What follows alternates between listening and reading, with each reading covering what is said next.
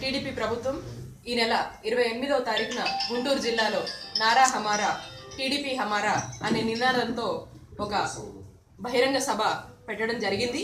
అదంతా మీరంతా కూడా చూశారు.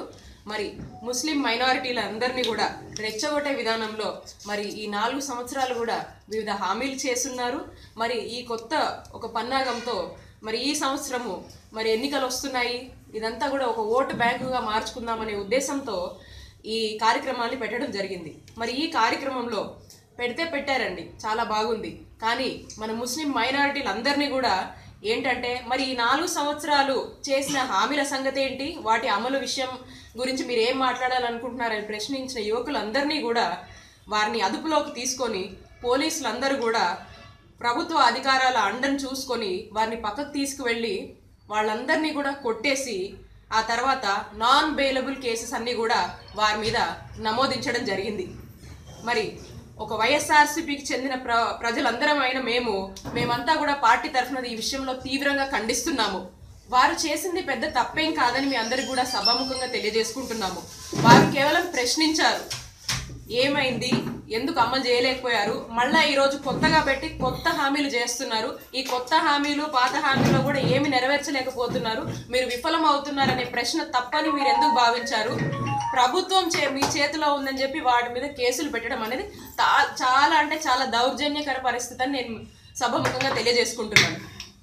వీళ్ళన్నీ కూడా మీరు ఇచ్చి అమలు చేయలేని పరిస్థితిలో ఉన్నారంటే కేవలం ఎన్నికల ఉద్దేశం మేరకు మరి ఇటువంటి బడుగు బలహీన వర్గాల వారి వీక్నెస్తో ఆడుకోవడానికి మీరు ఇవన్నీ కూడా ప్లాన్ చేస్తున్నారని నేను తెలియజేసుకుంటున్నాను. మరి మీరు అంటున్నారు నారా హమారా టీడీపీ హమారా అని. ప్రజలకు సారా ఎంత హానో టీడీపీలోని నారా అంటే ఆంధ్రప్రదేశ్కి అంత హానని మళ్ళీ ఒకసారి మీ అందరికి కూడా తెలియజేస్తున్నాను. మరి మీరు ఇదే రకంగా కొనసాగి మరి ప్రజలకి ఎటువంటి పరిష్కారం మీరు ఇవ్వకుండా మరి వీళ్ళ మీద కేసులన్నీ కూడా కొట్టేయకుండా వీళ్ళని ఇంతే విధిగా హాని చేస్తూ ఉంటే మరి మా వైఎస్ఆర్సీపీ పార్టీ తరఫున ప్రజాపక్షాలన్నిటికి కూడా మేము మద్దతుగా నిలిచి మరి బేషరత్తుగా వాటిని అన్నిటిని కూడా సవరించి మీరు ఆ కేసులన్నీ కూడా రద్దు చేసి ఉపసంహరించాలని మేము కోరుకుంటున్నాము. రావో అని చెప్పేసి ఒక నినాదాన్ని ఇచ్చి ఆంధ్ర బచావో అన్న నినాదాన్ని ఇచ్చి మేమంతా కూడా ఈ ఒక మద్దతు తెలిపి ముందుకెళ్తాము. మరి ఎటువంటి దానికైనా సిద్ధపడి ఎటువంటి పోరాటానికైనా వాళ్ళ అండగా ఉండి మేము ఈ కార్యక్రమంలో పాల్గొంటామని మీ అందరికి కూడా తెలియజేస్తున్నాము. మనుషుల జీవితాలతో మీరు ఆడుకోకండి. మీరు అమలు చేస్తే చేశారు, చేయకపోయినా సరే, కానీ మరి ఇటువంటి కేసుల్లో వాళ్ళ ప్రాణాలతో మరొకసారి మీరు ఆడుకోవద్దని మీ అందరికి కూడా తెలియజేస్తున్నాను.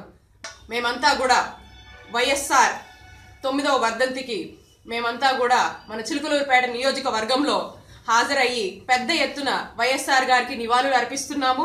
మరి అన్నదాన కార్యక్రమాల్ని కూడా చేయడం జరుగుతోంది.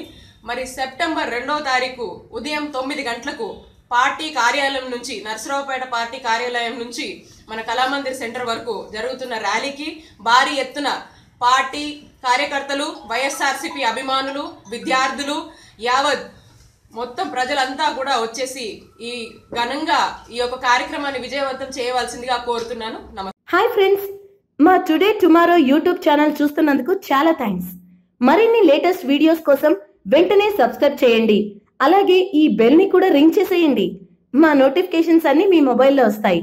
అలాగే మా వీడియోస్ మీకు నచ్చితే లైక్ చేయండి, షేర్ చేయండి, నచ్చకపోతే కామెంట్ చేయండి.